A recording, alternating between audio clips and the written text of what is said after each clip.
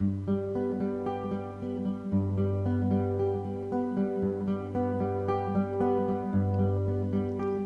rotary wheel goes around and around, living by giving we go. The rotary wheel goes around and around, making a difference we know.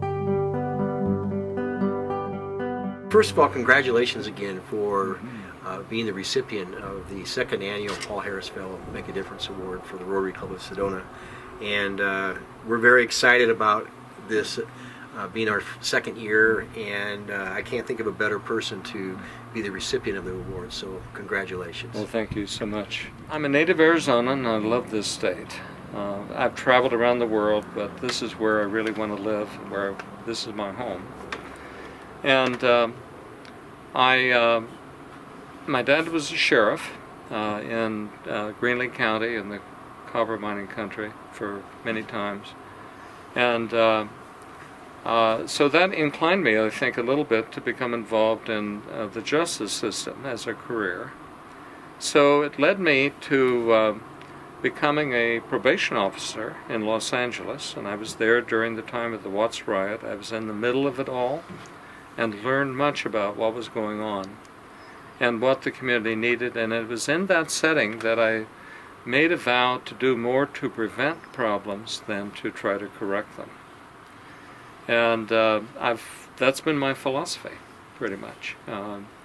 Since then, my wife Julie and I moved here to Sedona in 1995. We've been here 20 years and wouldn't like to be anywhere else.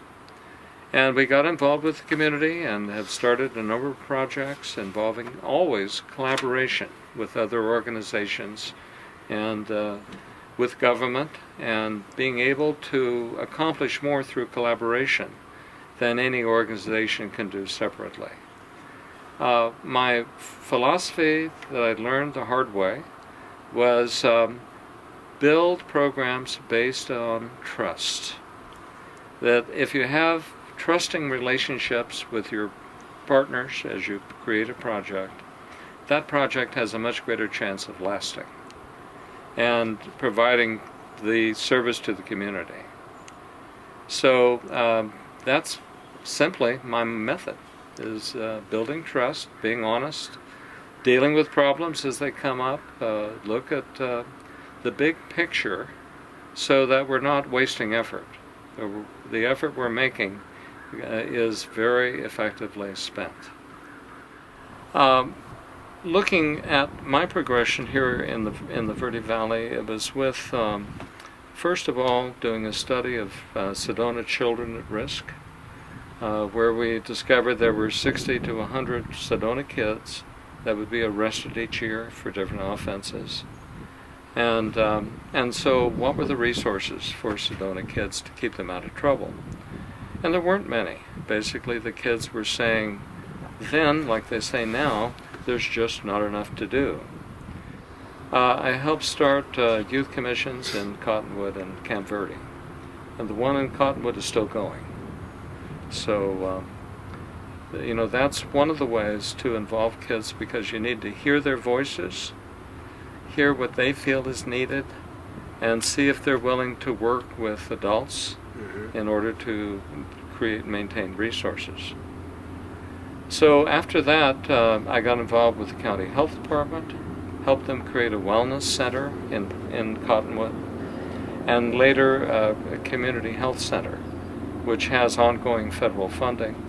Both programs are still operating today, doing very well. Hunger became my core issue at that point in 2009, and I formed what was then the Verde Food Council.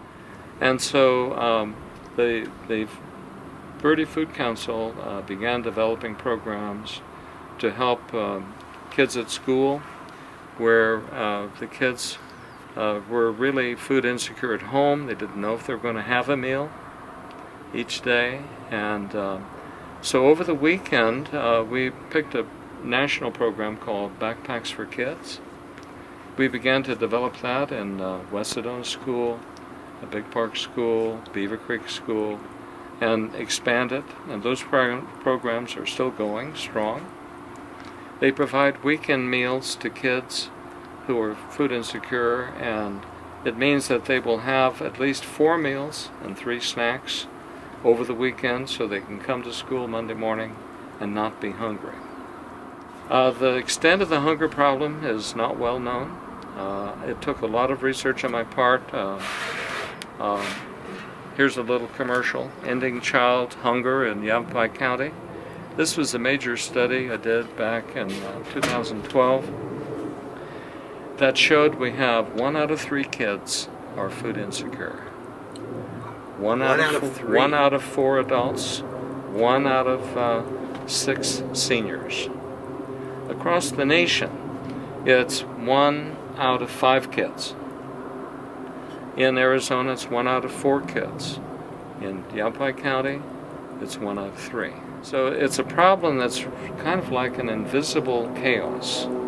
It's eroding away the community, and it's invisible because nobody wants to talk about their hunger. Occasionally you'll see a person on the street with a sign saying, "I need help," or "I need to feed my family." But it hasn't been visible. So part of the job of the Food Council was to make it visible. And in 2012, we were asked to expand the service area of the Food Council to all of Yavapai County. So since then, we've been dealing with the needs of approximately 60 communities in our county. Most of them very small, rural, poor towns that have a lot of hunger and very few resources. So we've helped build up food resources for the hungry throughout our county, and that has involved about 4 or 5 different programs. First of all, we support the food banks and the people with golden hearts in those food banks who dedicate their time as volunteers. They're almost all volunteers. And they're people in their 50s, 60s, 70s, and 80s who are doing that good work. The challenges with the food banks and food pantries, what we call emergency food providers, is that they never have enough food. The food is always less than what is needed, and but they do the best they can. So what we've seen since the Great Recession is that we now have in Arizona almost half the population are called the working poor. And so they're characterized as vulnerable, financially vulnerable, because they are having to live from paycheck to paycheck with no savings. And a car repair comes up or an illness comes up, and that can be enough to trigger them into a spiral into poverty. So we started in 2006 a program we call Community Service Affiliates of Cornucopia. So the Food Council has been creative in coming up with a number of programs. The first one is called Food Neighbors, and it's characterized by this bright green grocery bag, and it is handed to people who are interested in becoming a food donor. A person who becomes a food donor signs up on the Yavapai Food Council website. They're assigned to a community coordinator, a neighborhood person that they know probably, and they use this bag and fill it up as they go to their regular shopping at the grocery store. They just pick up 1 or 2 extra items. In 2 months' time, this bag fills up.